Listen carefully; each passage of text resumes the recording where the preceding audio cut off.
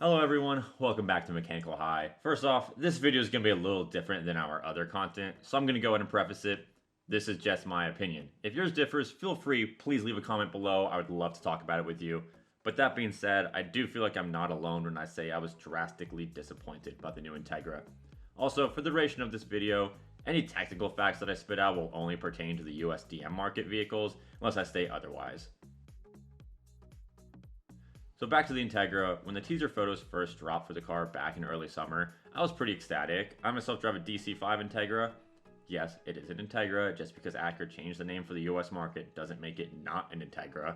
So if me referring to my RSX as a Taggy bothers you, there are other Honda fanboy videos you can go click on instead. Anyways, back to this Twitter post of a car they unveiled. The Integra is back. I now understand what Mustang enthusiasts felt when Ford announced the Mach-E a couple years ago. I remember seeing my YouTube page on fire with hate videos for this thing. Mustang bros even went as far as to try to petition Ford to change the name. This Integra is a little different than the Mach-E though. Ford decided to use the Mustang name on the Mach-E, even though it was a car that was the complete opposite of the V8 naturally aspirated two-door money printer that is their Mustang. Simply, Ford needed the strongest name in their catalog to try to convince their aging boomer customers to give electric cars a try. I will remind everyone, Mustang is the original. This Integra is different than that though. Acura's had this car on a hiatus from their lineup for almost 20 years now, and the prototype was supposed to revive the car. A car that they even admit has held so much love in people's hearts for many years. The Acura Integra. There's a reason Honda enthusiasts are one of the most tight-knit group of car enthusiasts there is. Again, like the Mustang crowd. The Integra, no matter the generation, receives love throughout the Honda community. This car was supposed to bring that love back, but really what it did is just showed me the biggest flaw with this car, that they're really just trying to. The first Integra was shown off back in 1985, The Acura Integra. and rolled out for the 1986 model year. This small, lightweight, yet ultra-practical front-wheel drive sports car featured a dual overhead cam version of the D16 engine, redlined at 7,000 RPM with a compression ratio of 9.3 to 1. Now I looked all over the Honda forums to try to find the weight of this vehicle, and I actually stumbled upon a Honda Tech post from 2004 when the DC5 Integra first dropped, in which user Gabe says the weight is probably about 2,600 pounds, so that's the best I have to go off of. The car made about 118 brake horsepower at the time, giving it a power to weight ratio of just 22 pounds per horsepower. This was similar to the BMW E30 323 at the time, which had 19.3 pounds per horsepower.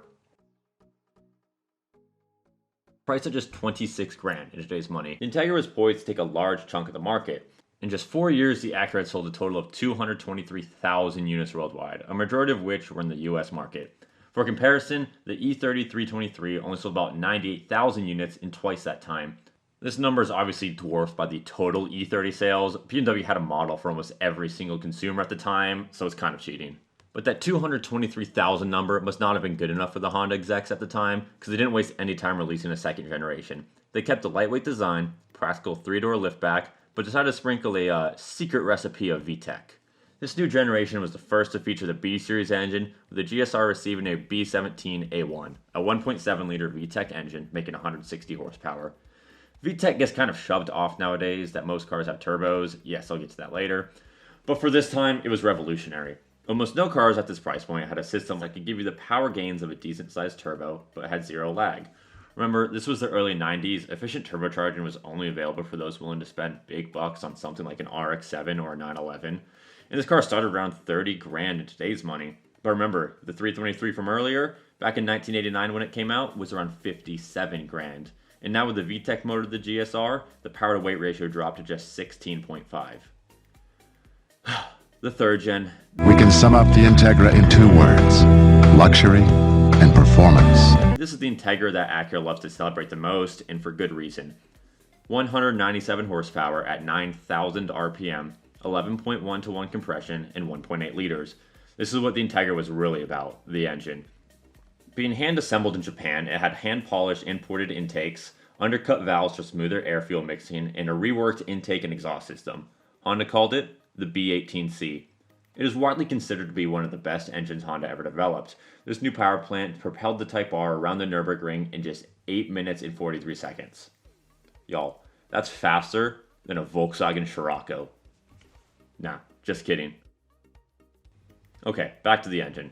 Looking at the past two generations, you can see the similarities in the chassis, but in each case they chose to rework the powertrain the most. Even when the third gen rolled off the assembly line in 2001, it only weighed 2,600 pounds, no heavier than the first one 15 years prior. And it's not like the Type R was just some souped up base model. Extensive modifications were done to the rest of the car. The chassis was stiffened with more spot welds, thicker metal around the rear shock towers, and lower subframe areas. The Japanese TV show Best Motoring talks about the Type R competing on levels such as the GTR and the STI. Evo magazine calls it the greatest front-wheel drive performance car ever. Oh yeah, and it only retailed for 35 grand adjusted for inflation. A new STI right now starts at 37 grand. Acura tried to continue this momentum into 2002 when they unveiled this, the RSX, and this time the trim you wanted was the Type S. We sadly didn't get the Type R here in the States, but now I'm obliged to say that I am partial to this generation because it is my daily, and it's one of the greatest cars I've ever owned. Despite the drastic change in looks, it also dropped that old aging B Series for the newly released K Series line of engines. The base model was equipped with a 160 horsepower 5-speed manual transmission, but that Type S, it bumped your power to 200, gave you a 6-speed Honda Slapbox and a 7-speaker Bose sound system, with a dedicated sub in the rear. They retuned the suspension. Wait, that reminds me. The reason that Type R was so good, and why it's selling for just ungodly amounts of money right now, is it had a double wishbone suspension. This is what gave the car the handling to keep pace with the GTR. The 4th generation DC5 ditched this for the regular McPherson strut. I understand why Acura did this. By 2002, they'd really tried to change their image to compete with the European imports. And this McPherson strut really gave the car more interior space, reduced the unsprung weight, and made that acceleration from a roll a lot quicker. This car is more designed to be a highway cruiser and a daily driver that could be used on a track or on tow runs, but definitely more geared to that daily driver crowd. So it's sleek and sporty like the Integras we all fell in love with. So that's basically the car Acura wants you to think they're releasing today. The legacy ended in 2006 due to slow sales, and Acura was really trying to focus on their SUV line, which was just a growing market at the time. And to me, this is really where the Acura should have stayed. It cemented its history as a budget alternative to cars worth much, much more, and went toe-to-toe against some of the best sports cars Japan had to offer during their height of the sports car wars. Then, this. Now, I'm not gonna lie, when the teaser photos were released earlier this year, it kind of excited me, but I really didn't get my expectations up. And boy am I glad I didn't. This shell of what an Integra is really just a gravestone for the cheap weekend racer. This could have been a chance for Acura to bring back a legend, but they would have had to listen to their fans, which is something the founder, Soichiro Honda, did. When he died in 1991, the 3rd generation Integra was still in development. It seems like the cars Honda built from the early 90s into the early 2000s were really just different than the stuff they're putting out now. Remember when I talked about how the Integra kept the same formula up until the very end? All the cars were the similar weights, similarly priced, and the only thing they really did was upgrade the engine and really pioneer new technology with it.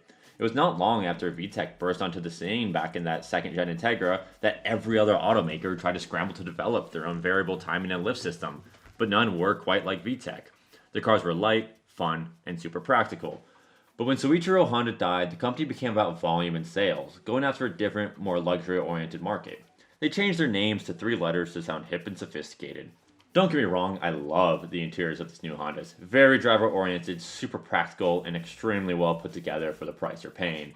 They ride super smooth and have a ton of features. Wait, back it up. They changed their name to 3 letters, but this car is called an Integra. When Ford unveiled the Mach-E, yes, I promise I'm going somewhere with this again, there was an outcry from the Mustang fans about that name. And I understand both sides. On Ford's side, they had to pull out the strongest name in their book to sell this new technology to the target demographics. No, the Mustang Mach-E was not a sign of the times for the end of the Mustang. I don't know why I even say that. No way a Mustang enthusiast made it this far into a Honda video. I'm gonna look at how many of those things Ford sells. I see at least 8 on my 5-mile drive to work. But the community has just come to call it the Mach-E. No one really thinks of it as a Mustang. I keep bringing up the Integra and the Mustang name because on the surface they look similar. But if you look deeper, that is far, far from the truth. The Mach-E was revolutionary and different for Ford. This was their first all-electric mass-market vehicle, and they planned to sell them like hotcakes, so they needed a marketing strategy that was going to work. How does the Integra name even fit into Acura's lineup? Why revive this car when the name doesn't even fit into your own marketing? And Acura knows this. They know the Integra name has so much weight among their target demographic that this car is going to sell. And I kind of hope they're right, because those same kids that had pictures up on their walls of the Integra Type R racing down Tsukuba Circuit, well, they're all grown up now, some into their 30s, and this is the perfect time to bring the sports car back. They have the money, and cars are flying off the shelves at MSRP. Then they gave us this, and their flashing Google Pixel phone looking commercial release video they put out. They gave us images of the Integra's predecessors, lining up at car meets, taking photos. It did show off the diversity of building cars in car culture that the 90s had. You know, Acura to me just means energy. You know, there's a culture here that is different. In car culture, we all love our cars for the simple fact that if one enthusiast sees that another is spending their time, money, sweat, and hard work building their car, they respect them, no matter the car. We like cars that we can call our own and share them with other people. This Integra is simply a rebadged SI designed to sell units, aimed at a market the execs believe will buy into it. This doesn't make me mad at Acura, they have just changed directions. If anything, it really makes me sad. In a way, it's like losing Lamborghini to the Volkswagen Group. Their cars went from these wild, ridiculous, hard-to-drive V12s to sophisticated, gentlemanly track cars that you can also drive to the shops. When Soichiro Honda was part of the company, their cars were bare-boned, but the essentials, comfy seats, cruise control, heat and AC, and a sound system were always there. To a lot of people, this appealed to them. The car was free to make yours. The press video did highlight this, but when you look at what they gave us, how is this supposed to be ours? The styling, it just blends in with the rest of their cars in their lineup. Not that it looks bad per se, but just generic when lined up with the rest of these products. Going back to what I said about it being a rebadged SI, just look at the doors and the window lines. It's the same car. The powertrains are exactly the same too. A 1.5 liter single turbo VTEC L series motor making 200 horsepower with 20.3 psi of boost at 5,700 RPM. So, spend $3,000 more plus taxes and Acura dealer fees for the same car but looks like an Acura. I know this is the prototype, so as details are released about the suspension and the interior, that $3,000 might end up being worth it, but I kinda doubt it. The Integra was always supposed to be higher in the lineup than the SI. Yes, it did cost more, but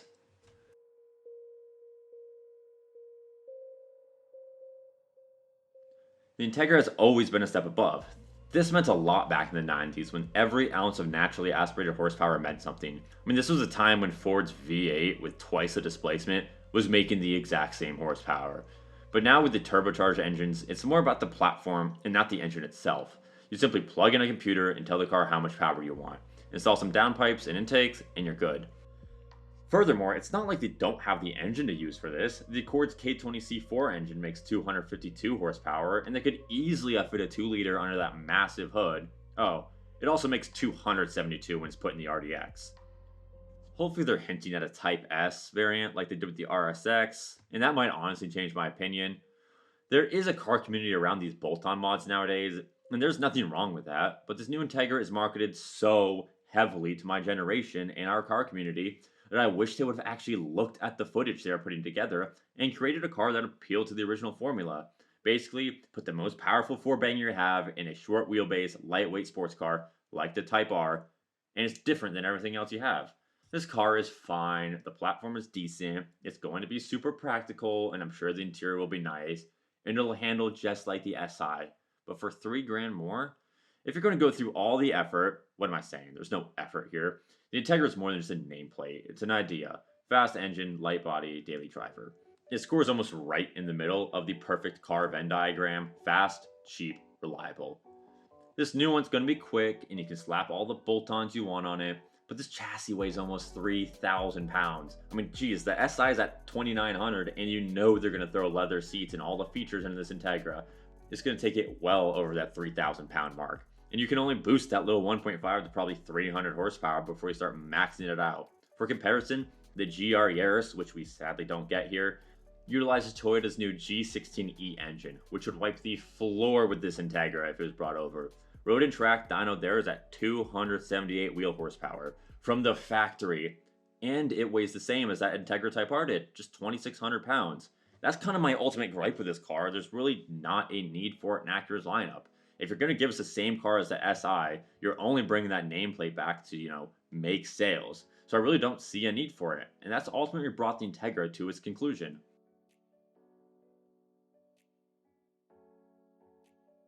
When the RSX came out, the base model was the Civic Si powertrain, just like this one is now. So when the Type S dropped, the general public took one look at it and thought, oh, it's just an appearance package. Why not get the base model and save a ton of money?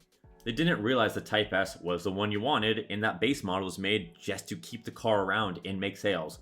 Kinda like what they're doing now. Like I said earlier, the platform was there for them to bring a Type S, which they're probably gonna do. But Acura already launched that Type S brand earlier in the year, and it does look promising. That TLX Type S looks like a serious contender to the C43 and the M340i. Plus, would you look at this engine bay? Look, you see it? The turbo right there on top. Man, you can get that thing out in an hour to upgrade it. If Acura put the same effort into this new Integra as they did with the Type S line, like look at the NSX Type S. If you couldn't tell by my rant now how amazing the Integra's NA engine is, I love NA engines, and the Z06's LT6 is incredible, but Acura built a budget supercar that makes 600 horsepower, and just wait till he's getting the hands of tuners. You've seen earlier models go for as much as 700 horsepower after a tune. I bring this up because that Type S line they unveiled earlier this year was designed to show their precision crafted performance that Acura touts so much. This Integra is really only here to make sales, as seen by this abysmal marketing, poor design, and lackluster drivetrain.